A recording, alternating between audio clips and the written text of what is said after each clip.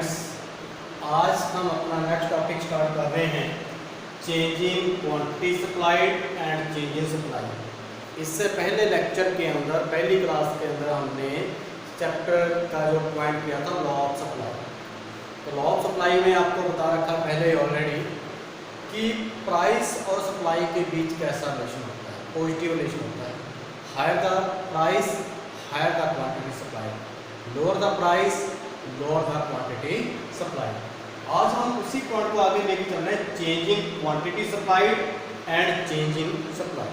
तो changing quantity supplied को हम क्या कह सकते हैं, movement along a supply curve. A supply curve जैसा कि हमने डिमांड वाले चैप्टर में किया था, थ्योरी ऑफ डिमांड में किया था। सेम पॉइंट हमारे इसमें चल रहे हैं, उसमें भी हमने changing quantity demanded and changing demand किया था। Movement along a supply curve यानी एक ही सप्लाई कर्व के ऊपर मूव करना, उसके ऊपर मूवमेंट जहाँ तो अपवर्ड मूवमेंट होगी, जहाँ कैसी मूवमेंट होगी, डाउनवर्ड मूवमेंट होगी।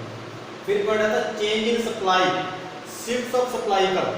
तो जो सप्लाई कर्व शिफ्ट होगा, जहाँ तो वो बैकवर्ड शिफ्ट होगा, जहाँ वो फॉरवर्ड शिफ्ट होगा, यानी राइट साइड जहाँ लेफ्ट साइड। तो इसको अब हम डिटेल करते हैं इसकी। तो movement along a supply curve, जब हम मूवमेंट कर रहे हैं तो इसमें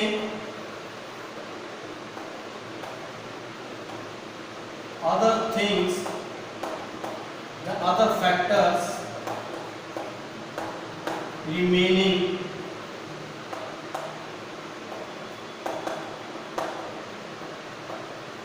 constant, other factors remaining constant। जी किसके कारण होता है हमारे पास other factors constant रहते हैं, only due to change in price, change in price. तो जो हमारे पास मूवमेंट अलोंग ए सप्लाई का, इसमें जो आपको मैंने अदर फैक्टर्स करवा रखे हैं, अदर थिंग्स करवा रखे हैं, जहां उसको बोलते हैं डिटर्मिनेंट्स ऑफ सप्लाई, जिसमें हमने पॉइंट लिए थे price of related goods, number of forms, price of factor of production, goal of the form, government policy, state of technology. तो ये हमने पॉइंट अदर फैक्टर्स हमने क्लियर किए। इसमें अदर फैक्टर्स क्या रहने चाहिए, अदर फैक्टर्स बोलते हैं या अदर थिंग्स बोलते हैं हम। अदर फैक्टर्स रिमेनिंग कांस्टेंट, यानी अदर फैक्टर्स हमारे क्या रहे, कांस्टेंट रहे, उनके अंदर कोई भी चेंज ना आए। तो ये किसके कारण होता है, only due to change in price, only price में चेंज होने के कारण होता है। दूसरी ओर जो हम लेते हैं, इधर हमारे पास पॉइंट आता है चेंजिंग सप्लाई, जिसमें हम बोलते हैं शिफ्ट्स ऑफ सप्लाई कर्व। तो शिफ्ट ऑफ सप्लाई का इसमें क्या रहती है, प्राइस कांस्टेंट रहती है, प्राइस क्या रहेगी, कांस्टेंट। जी किसमें चेंज होने के कारण होएगा, only due to change in other factors, change in other factors. तो अब हमारे पास हम डिफरेंस ले सकते हैं, difference between change in quantity supplied and change in supply. जहाँ हम लिख सकते हैं difference between movement along a supply curve और शिफ्ट ऑफ सप्लाई कर्व में डिफरेंस क्या है। तो जो मूवमेंट है, जो चेंज इन क्वांटिटी सप्लाइड है, जो movement along a supply curve, इसमें क्या है कि अदर फैक्टर्स जो हमारे हैं वो क्या रहते हैं, कांस्टेंट रहते हैं। अदर फैक्टर्स के अंदर कोई भी चेंज नहीं आता। ओनली जो चेंज होता है वो किसमें चेंज होने के कारण आता है, due to change in price. लेकिन जो शिफ्ट ऑफ सप्लाई कर्व है, इसमें प्राइस क्या रहती है हमारे पास, constant. Shift of supply curve में या चेंज इन सप्लाई में प्राइस क्या रहेगी हमारी, कांस्टेंट रहेगी। ओनली जो चेंज होता है किसमें चेंज होने के कारण होता है, अदर फैक्टर्स में चेंज होने के कारण होता है, due to change in other factors. जैसे फॉर्म्स में चेंज हो जाए, नंबर ऑफ फॉर्म्स है, गोल ऑफ फॉर्म्स है, इसमें चेंज होने के कारण जब हमारी सप्लाई इंक्रीज होगी, जहाँ सप्लाई हमारी क्या होगी, डिक्रीज होगी। तो अभी हम इसमें लेते हैं कि अदर फैक्टर्स हमारे कांस्टेंट। यदि प्राइस क्या हो जाती है हमारे पास, प्राइस राइज हो जाती है। हमने बोला only due to change in price, other factor constant है, प्राइस क्या होगी, राइज। प्राइस के राइज होने से यदि सप्लाई क्या होती है हमारे पास, राइज होती है, हम इसको क्या बोलते हैं, extension of supply, extension of supply. और यदि अदर फैक्टर्स कांस्टेंट रहे, प्राइस क्या हो जाए हमारी, फॉल हो जाए और प्राइस में फॉल होने से सप्लाई क्या हो गया हमारी फॉल, इसको हम बोलते हैं कंट्रैक्शन ऑफ सप्लाई। तो स्टूडेंट्स प्राइस के राइज होने से सप्लाई क्या हुई राइज, हमने क्या वर्ड दिया उसको एक्सटेंशन ऑफ सप्लाई, और प्राइस के फॉल होने से सप्लाई क्या होगी फॉल, इसको वर्ड क्या दिया हमने contraction of supply. But other things क्या है हमारी कांस्टेंट है, क्योंकि हमने बोला था कि ये किसके कारण होता है only due to change in price, but इसमें क्या है प्राइस का रहती है हमारी कांस्टेंट। ये किसके कारण होता है अदर फैक्टर्स में चेंज होने के कारण, only due to change in other factors. तो अदर फैक्टर्स में चेंज होने से यदि सप्लाई क्या हो जाती है हमारी इंक्रीज हो जाती है सप्लाई, हम इसको क्या कहेंगे इंक्रीज इन सप्लाई।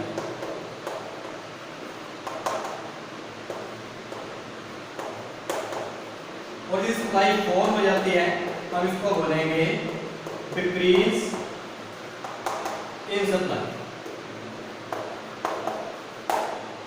तो ये था हमारे पास, अब हमारा डिफरेंस भी बन गया चेंज इन क्वांटिटी सप्लाई और चेंज इन सप्लाई में, जब मूवमेंट अलोंग सप्लाई करो और हम इसको क्या बोलते हैं शिफ्ट ऑफ सप्लाई करो।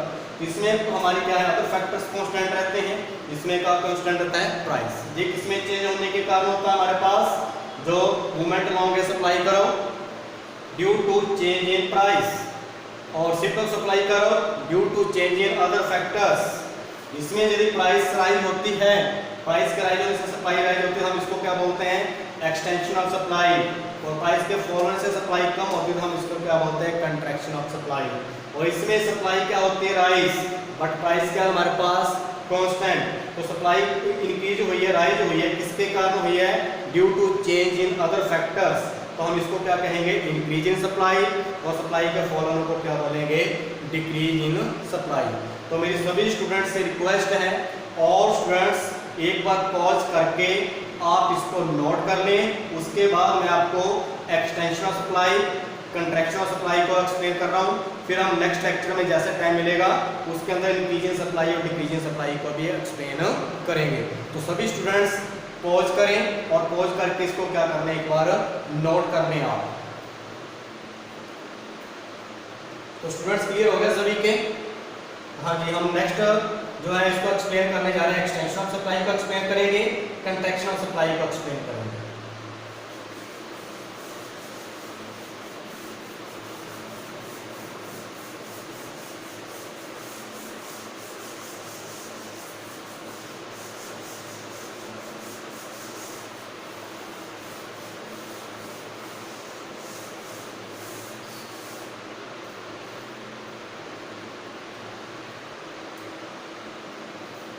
फर्स्ट पॉइंट हमारे पास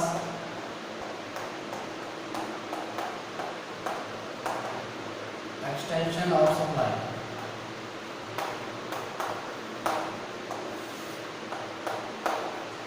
एक्सटेंशन ऑफ सप्लाई में वही बातें हमारे पास, हम अदर फैक्टर्स को क्या लेके चलेंगे, अदर फैक्टर्स रिमेनिंग कांस्टेंट।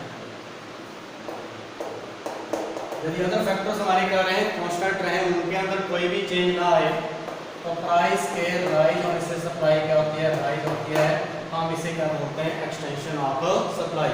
हम इसकी डेफिनेशन क्या लिख सकते हैं, अदर थिंग्स रिमेनिंग कांस्टेंट या other factors remaining constant, quantity supplied rise due to increase in price. तो इसकी वर्डिंग है, जैसे आप वर्डिंग बनाना चाहें वैसे वर्डिंग आप इसकी बना सकते हैं, लिख सकते हैं। तो हमने लिखना है कि अदर फैक्टर्स हमारे कांस्टेंट हैं, प्राइस के राइज होने से सप्लाई क्या होती है हमारे पास राइज होती है। जैसा कि हम इसका शेड्यूल ले रहे हैं, प्राइस ली हमने, सप्लाई ली हमने, प्राइस हमारे पास 1 है, सप्लाई भी हमारे पास कितनी है 1। जैसे ही प्राइस राइज होकर कितनी होगी 5, तो सप्लाई भी हमारे पास बढ़कर कितनी होगी है 5। तो इसका हम डिस्क्रिप्शन लिखेंगे हम rise in on price of commodity, rise in on price of commodity।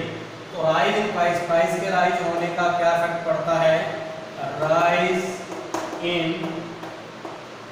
quantity supplied, rise in quantity supplied.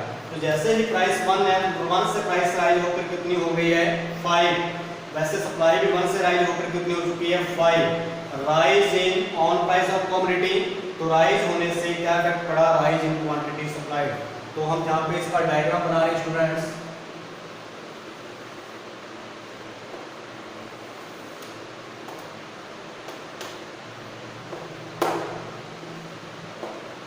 हम इस साइड लेते हैं प्राइस, यहाँ पे हमने लिया क्वांटिटी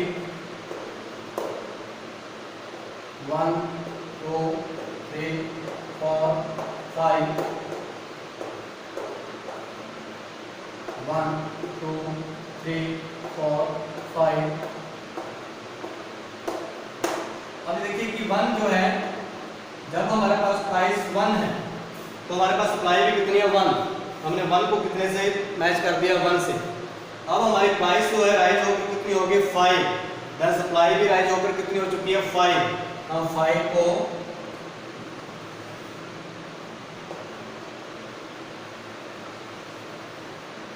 तो ये हमारे पास सप्लाई कर्व बन जाएगा। ये सप्लाई कर्व कैसा होता है, हमारे पास पॉजिटिव सप्लाई कर्व होता है एस एस, इसको एक पॉइंट नाम देंगे, इसको कितना देंगे बी। अब ये देखिए कि जब प्राइस हमारे पास 1 है, सप्लाई 1 है, तो प्रोड्यूसर किस पॉइंट पे है, एक पॉइंट पे है प्रोड्यूसर। जैसे ही प्राइस 1 से राइज होकर कितनी होगी 5, तो प्रोड्यूसर किस पॉइंट पे चला गया 1 to 5, ए से बी पॉइंट के ऊपर। तो ये कैसा मूवमेंट होगा, ये मूवमेंट होगा A to B, A to B हम क्या करके मूव करके, कैसा मूवमेंट हुआ है हमारे पास, अपवर्ड मूवमेंट, अपवर्ड मूवमेंट। तो ये कैसे मूवमेंट हुई है स्टूडेंट्स, अपवर्ड मूवमेंट हुई है। इसके अंदर आपको बता दिया कि अदर फैक्टर्स क्या रहते हैं, हमारे कांस्टेंट रहते हैं। प्राइस के राइज होने से सप्लाई क्या होती है हमारे पास राइज, ये शेड्यूल बना दिया। डिस्क्रिप्शन क्या है, rise in on price of commodity, और इसका इफेक्ट क्या पड़ा, राइज इन क्वांटिटी सप्लाइड। और प्रोड्यूसर ने कैसा मूव किया, पहले ए पॉइंट पे था और प्रोड्यूसर किस पॉइंट पे चला गया बी पॉइंट पे, कैसा मूवमेंट हो गया, अपवर्ड मूवमेंट। आपको लिखवाया था movement along a supply curve, move करना एक ही सप्लाई कर्व के ऊपर, जो सप्लाई कर्व है अलोंग ए सप्लाई कर्व, यानी एक ही सप्लाई कर्व के ऊपर मूव कर रहे हैं। कैसा मूव कर रहे हैं, कैसा मूवमेंट हो रहा है इसके अंदर, एक्सटेंशन ऑफ सप्लाई में अपवर्ड मूवमेंट हो रहा है। तो ये स्टूडेंट्स हमारे पास कौन सा पॉइंट था, एक्सटेंशन ऑफ सप्लाई। आगे नेक्स्ट पॉइंट हम करने जा रहे हैं कंट्रैक्शन ऑफ सप्लाई। तो मैं इसके अंदर ज़्यादा रीजन नहीं करूँगा, आप इसको पहले पॉइंट को पॉज करके नोट कर लेना, फिर आगे हम कंट्रैक्शन ऑफ सप्लाई कर रहे हैं। तो कंट्रैक्शन ऑफ सप्लाई,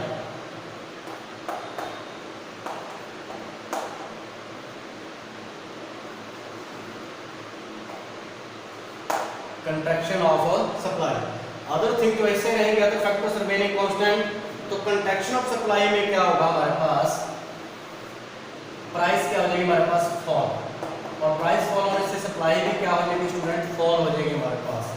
तो contraction of supply, other factors remaining constant. तो प्राइस के फॉल होने से सप्लाई क्या होगी हमारे पास, fall. Quantity supplied fall due to fall in price but other things remaining constant. तो ये आपकी वर्डिंग है, जो डेफिनेशन है इसकी कैसे लिखनी है आपने, quantity supplied fall due to fall in price but other things remaining constant. तो यहाँ पे हमारा शेड्यूल जो हो जाएगा, इसका फर्स्ट शेड्यूल बन जाएगा हमारे पास। अब प्राइस हम कितनी ले लेंगे 5, तो सप्लाई भी हमारे पास कितनी है 5, प्राइस फॉलो होकर कितनी होगी 1, सप्लाई फॉलो होकर कितनी होगी है 1।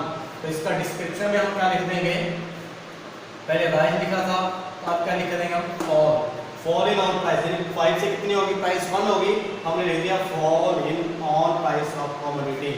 प्राइस के फॉल होने से हमने देखा कि सप्लाई कम हो गई है 5, जब प्राइस 5 थी, 5 से कम होकर सप्लाई प्राइस कितनी होगी 1, तो पहले सप्लाई 5 थी, अब सप्लाई भी कितनी होगी है 1 हो गई है। तो सप्लाई के अंदर भी क्या हो गया हमारे पास fall in quantity supplied. Diagram वैसे बनेगा, डायग्राम के अंदर कुछ नहीं चेंज आएगा। डायग्राम में क्या है हमारे पास, तो पहले हम क्या बनाएंगे, जब हमारे पास प्राइस कितनी है 5, तो हमने 5 से क्या बना लेंगे, ये पॉइंट बना लेंगे। अब इस पॉइंट को हम नाम दे देंगे ए पॉइंट, क्योंकि ये फर्स्ट पॉइंट है हमारे पास ए पॉइंट। जैसे ही प्राइस 5 से फॉल होगी कितनी होगी स्टूडेंट्स 1 होगी, तो सप्लाई भी हमारे पास कितनी होगी 1, तो कितनी होगी हमारे पास 1। इस पॉइंट को हम नाम दे देंगे बी। अब देखिए फर्स्ट पहले क्वेश्चन किस पॉइंट पे है, ए पॉइंट पे क्वेश्चन, अब क्वेश्चन किस पॉइंट पे आ गया बी। कैसी मूवमेंट होगी, देखिए एरो का निशान ध्यान रखना आपने स्टूडेंट्स, कैसी मूवमेंट होगी ये डाउनवर्ड मूवमेंट। कैसी मूवमेंट हुई है यहाँ पे, डाउनवर्ड मूवमेंट हो गई है, डाउनवर्ड मूवमेंट। तो ए की सप्लाई कर्व के अलोंग ए सप्लाई कर्व, यानी ए की सप्लाई कर्व के ऊपर मूवमेंट हो रही है। मूवमेंट कैसी हो रही है, जब हमने एक्सटेंशन ऑफ सप्लाई किया था तो मूवमेंट हमारी कैसी थी, अपवर्ड मूवमेंट थी।